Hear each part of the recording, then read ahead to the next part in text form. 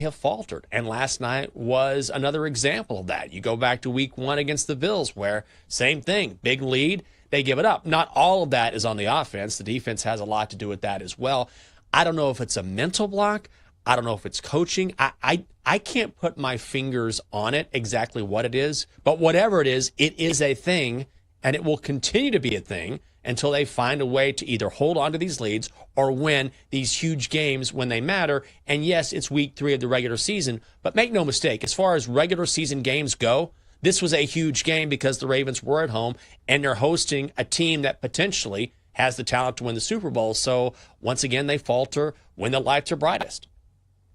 Yeah, and it's becoming a trend because I understand you look at any other team, you're like, okay, their 2 losses are 2 really good teams, which is still true for the Ravens. But when your measuring stick is, hey, this should be a Super Bowl winning team. And I think, the questions about John Harbaugh are that we see with our eyes this offense that features Lamar Jackson and Derrick Henry. You say, how do you stop this offense? And then it just feels like the Ravens are the team that stops the Ravens offense in the red zone. I don't know if it's the play calling or what, but it's just, you see all the talent on this team and you think this team should win a Super Bowl and this team should be beating these teams. And the Ravens were favored in this game by 4.5 points. In fact, I think this line went to 5.5. And here's the thing for Dan Campbell. He has been very good in this spot. 16-4 against the spread now as a dog of 3.5 to 9.5 points. And that includes the stretch when the Lions weren't a good team. Because remember those early days for Dan Campbell, the Lions weren't good. So I guess maybe we should talk about the Lions. So Jenks, what are your reads on the Lions now? This was a statement win for them. And I think in the race for the NFC North, it feels pretty even to me. Like the odds don't implicate that. Yeah. The Lions are plus 200 to win the NFC North. The Packers look like a very good all-around team. And of course, they've already beaten the Lions this year. But I think we knew it might be a slow start for the Lions since they lost Ben Johnson and they lost Aaron Glenn. But now it feels like the offense is absolutely back to normal. This just goes to show how reactions in week 1, week 2, even now, can be way overblown. Like one game against the Packers, and it was Green Bay's the team.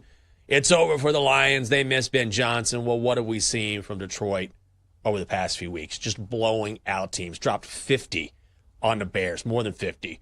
Dropped 38 last night. And so let's give some credit to John Morton, who has stepped up in the absence of Ben Johnson. Certainly was a part of that staff last year.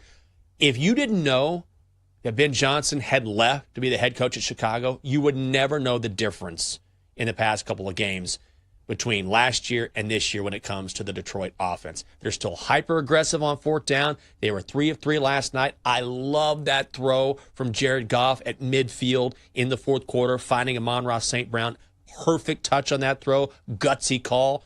We saw the end around with Amon-Ra St. Brown and then the pitch to Jahmyr Gibbs to get in the end zone. They're just as creative as they've ever been. So I think it's time to throw out the window the idea that the Lions suddenly just can't run an offense because Ben Johnson is gone. This is a Lions team that is just as good as it was last year, and we're seeing it right now. Yeah, they've scored over 80 points in the last 2 games. Right. I think we could throw that notion out the window, especially when you go against the Ravens, which I know they were missing some pieces on the defensive line, but I think the most impressive part was the way that they were able to effectively run the football, because that takes a lot of pressure off your passing game, and it just makes things work better. These things are complementary.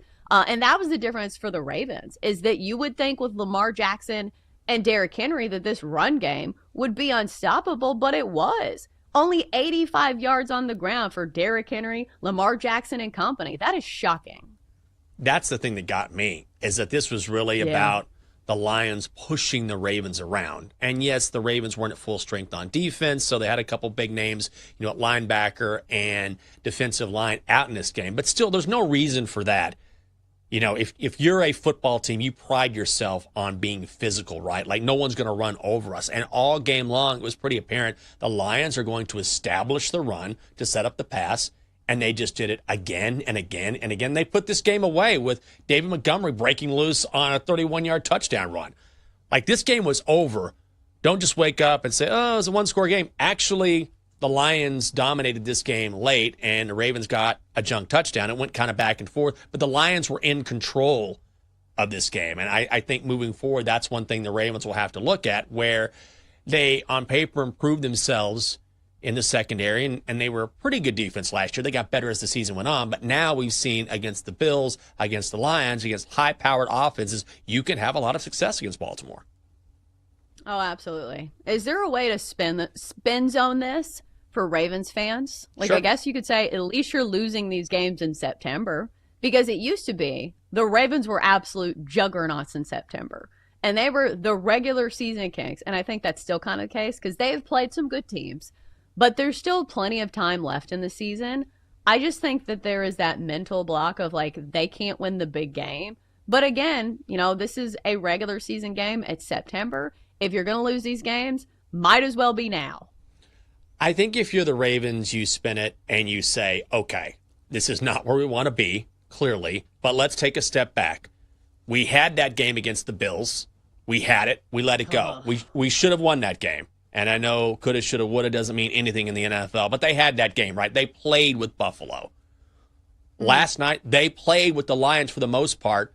So, if Derrick Henry gets into the end zone, stuffed 3 straight times right there at the goal line, if he doesn't fumble, and he's fumbled now in 3 straight games, which is not like him, if he doesn't commit that turnover, if he gets in, that changes the complexion of the game. I know that's football, but the Ravens have been right there against 2 exceptional teams.